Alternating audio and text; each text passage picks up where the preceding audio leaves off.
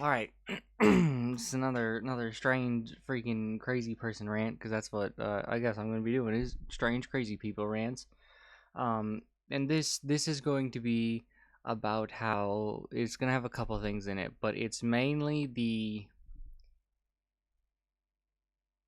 people, and this is actually just like the simplest and biggest conspiracy theory. It's not even probably a conspiracy theory at this point anymore. In the entirety of the U.S., every single issue in the US can be boiled down to this one single theory, I would say, and I'm gonna put it to put it in terms where it's closer to like my understanding of things, or things that are closer to me. Um, but it is basically that your rights can and will be taken away by the government for any and every reason under the umbrella of safety, because that's always their reason for everything. It's for repairing your cars, you'll see in just a second, it's about safety.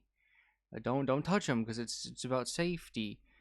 um back in the day, fucking Sears used to sell entire damn houses, and they said it would take like the average dude a week to put together an entire house. Well, now you can't do that for a million and one other reasons, but they all boil down to safety.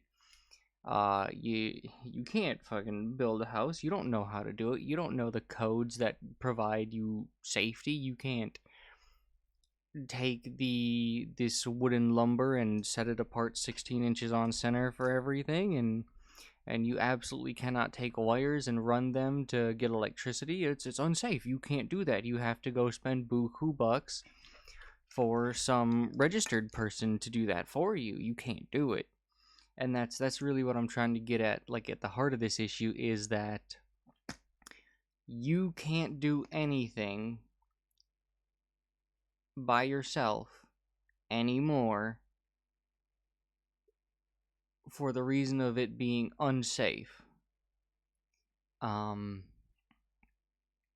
but yeah, we'll just get through it because it'll be easier to explain it. So, first of all, this is TK's garage. I've never watched him anymore. Well, anymore. I've never watched him to begin with. I just first video that popped up when I typed in like Ford CEO right to repair. No words. Don't want people repairing their own vehicles. No, that's fine. Not for warranty work, though. These are very complicated cars. Not for warranty work? Okay, so if the customer brings their vehicle in on warranty work, it should be completely free to the customer. Doesn't matter what it is. If like 100% bumper to bumper, it should be covered if they're bringing it in for warranty work. And everything should be warranty work if you build a good product. Everything. Like, if some guy, if you buy it from the factory and the fucking salesman leaves some dust on it, you should be able to bring it back and have him clean the whole damn thing for free if you build a quality product and if you're a quality company. um when I worked for a pest control company, we did hundreds of thousands of free labor and product and chemicals, and we were a small company. We grew faster than every other pest control company in the United States because we did quality work and we were nice to people. And that was it. And all the free work we did was genuine. Hey, we messed up. Our treatment wasn't efficient enough. We'll come back and do it again. No extra cost to you. Sorry for the inconvenience. And that was it. No marketing, no nothing, ever. Just plainly word of mouth and a good product and good people. And we would grow thousands of percent every single year. It was enough where he could open a second location within like 3 years of starting the company. Like, holy shit. um but anyways, back to this. So, fucking side tangent. And we don't think that's safe for many of the repairs on our vehicles. We don't think it's safe. Someone at home like myself could never do it. I mean, I have no problem working on a 73 Bronco. To work on a brand new Bronco, I need all. Why did you build such a complicated vehicle if you can't work on it? You're the head boss. That's the other thing. If the higher up in a company you go, the more you should be able to do. And that's always been my thing. When I was running a restaurant, I told the district managers and the regional managers to go get fucked. And they were always so mad at me and like, we're gonna fire you. You can't fucking talk to us like that. Man, man, man, man, man. I was like, you don't need to fire me. I'll quit right here and now. And I quit. And I walked out. And the whole damn crew walked out with me because I was nice to my crew. And I could do everything in that restaurant better than anyone else in the crew could. And the managers and stuff or the regional managers and district managers were just like, oh, fine, whatever, blah.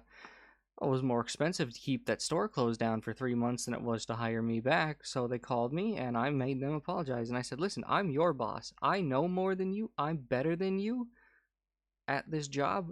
If I say something, you listen. And that's how it was ever since. I worked there for 10 years. They listened to me for 9 of those years. It was that first one that they didn't, and they got bit hard by it. So it's like, dude, the higher up you go, you should be able to do it. I can run. When I ran that restaurant, I could run it by myself, taking orders, cooking them, serving them, everything, washing the dishes. I did that all by myself. Or I could. I didn't have to most days, but some days I had to.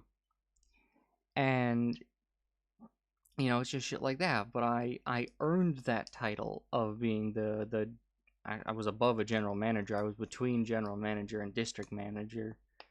But there's not an actual title for that. It's just manager. All sorts of specialty tools. That's something that, we would put people's lives at risk. So You put people's lives at risk. Don't fucking make them complicated. Oh, but you need to make them complicated and super computerized for the EPA standards. Okay, then tell me this. What is stopping a manufacturing company from building this small fucking 18 turbo stuck on 1-cylinder engine, incredibly efficient, 2,000 miles to a gallon, bullshit, but breaks down every 5 minutes because it's just, there's no tolerances and it's a piece of garbage? The EPA would love that. What's stopping a company from manufacturing that and having a separate business right next door that goes, hey, we'll switch this engine out for you because we know this engine's a piece of shit, and we'll switch it for some non-fuel efficient, gigantic, bulletproof V8 engine. Like, what's stopping them from doing that? Once you own the car, like, what's stopping the consumer from doing that? Once that consumer owns that car, go right next door, switch the engine out. And those two companies could have a partnership where they make it super easy to do that. And then, the manufacturers got this super compliant EPA vehicle. Everyone who is a super quadrillionaire and makes the rules loves it because it's a piece of shit that breaks down, and you have to go buy a new one. You have to be a consumer schlop and go buy a new car every 10 days for $500,000. And then, once you have that on the market, you switch it out for a fucking uber reliable engine with damn near no computers in it. Like, just fucking rip that shit out. I'm sure you can make it so it works that way. Because I've seen people build vehicles from actual wood and dirt. That's an exaggeration, but pretty close, man. You can get a vehicle to run from some mud and sand if you wanted to.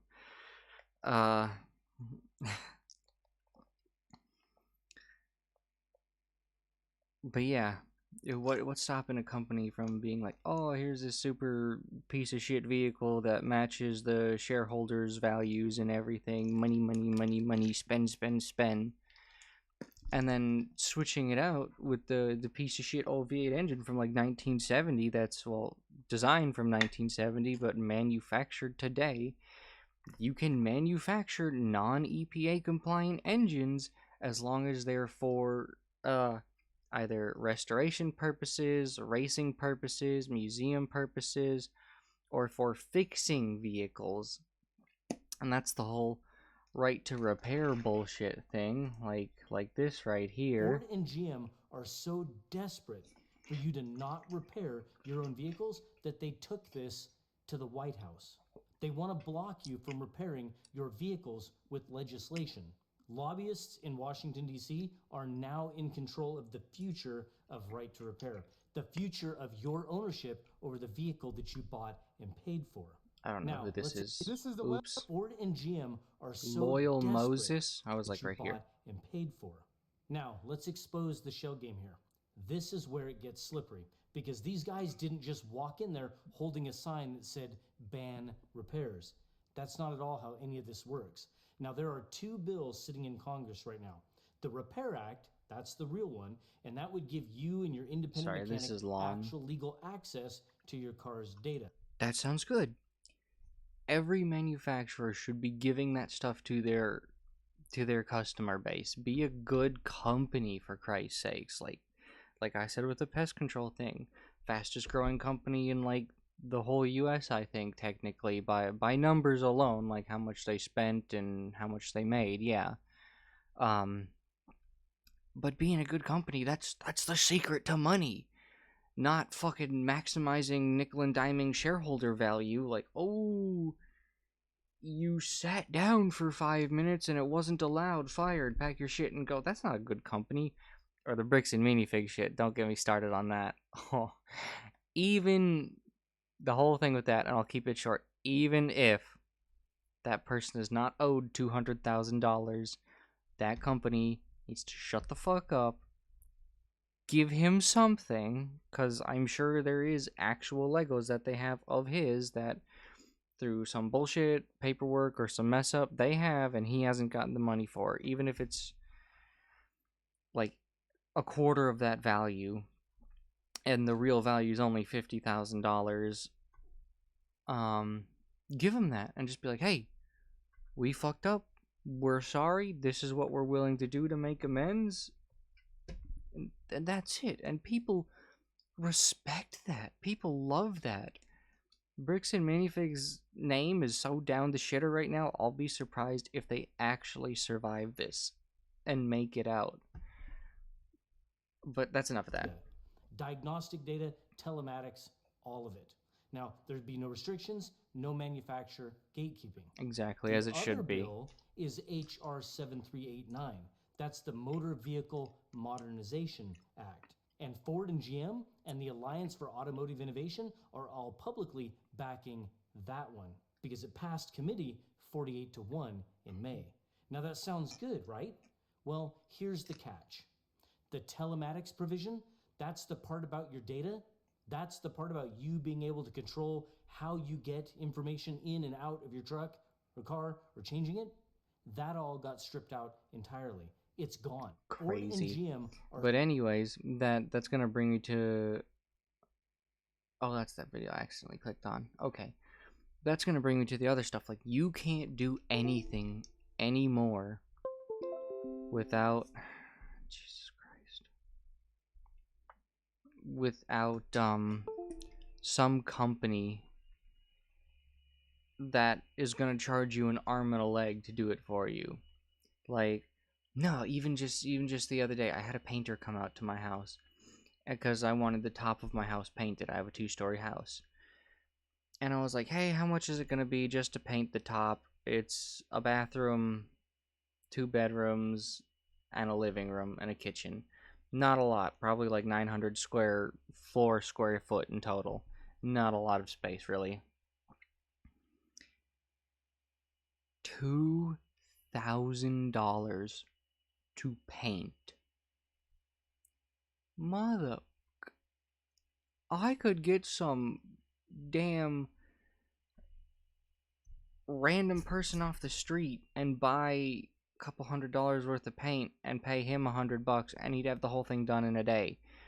But you need to come out here and charge so much money and mark it down what type of paint. Like, oh, who the fuck cares about that? That's not the American way. The American way is do it. Get shit done. Oh my god, you can't build a house. You can't rewire anything. You can't work on your own vehicles. You can't do anything yourself anymore because big companies want to squeeze every last penny out of you.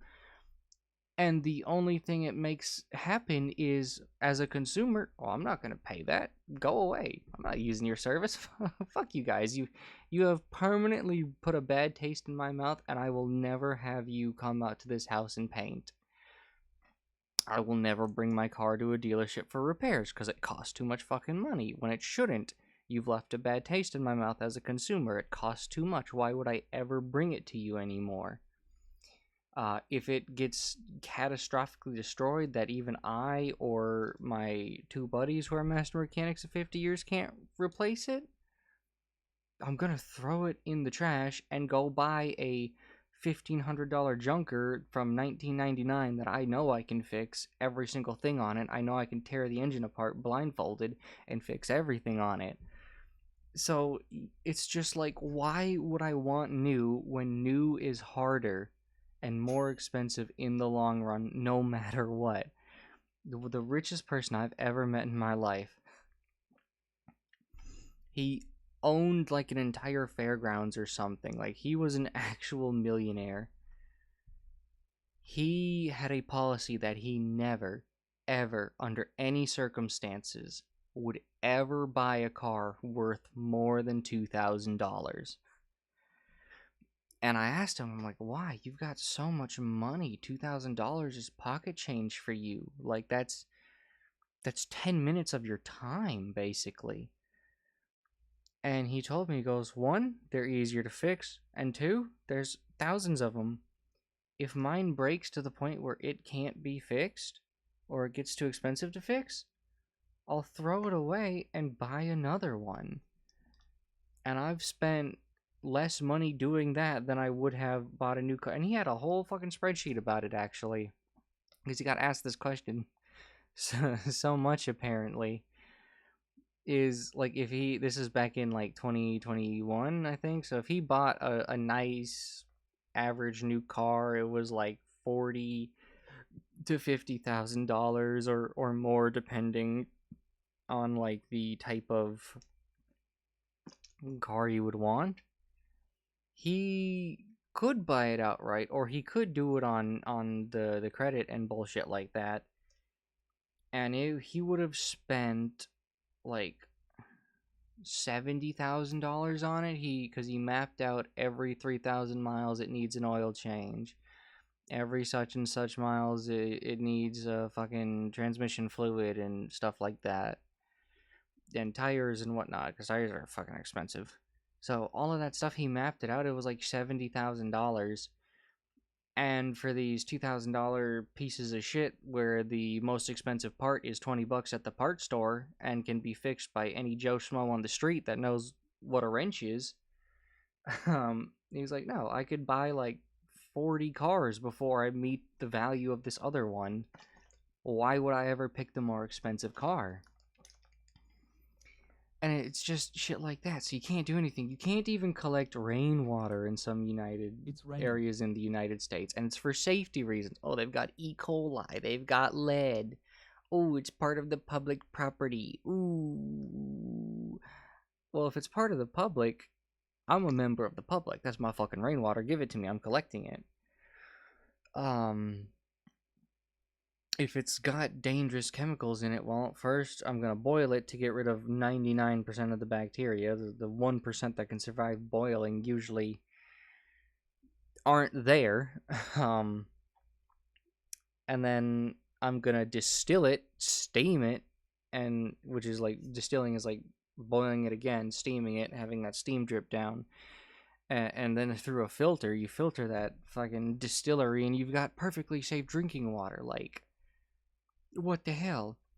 You grab a barrel. This AI, Harmless, I think. right? Yeah.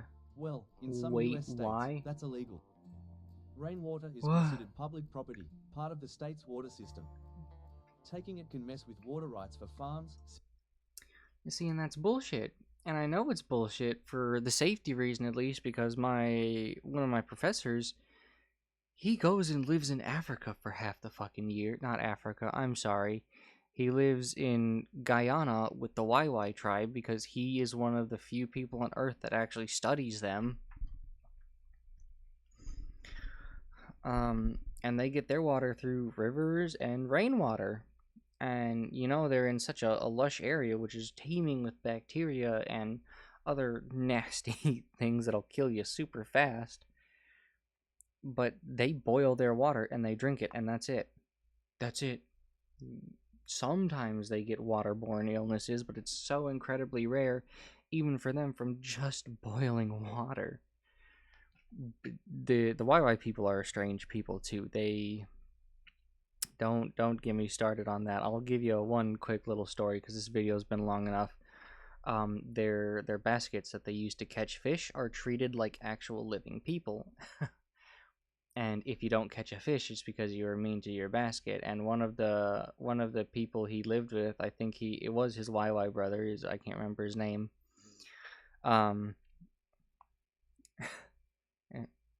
He didn't catch fish one time on this outing because the whole damn village goes out at once. I mean, there's like 60 fish traps that they bring out, right?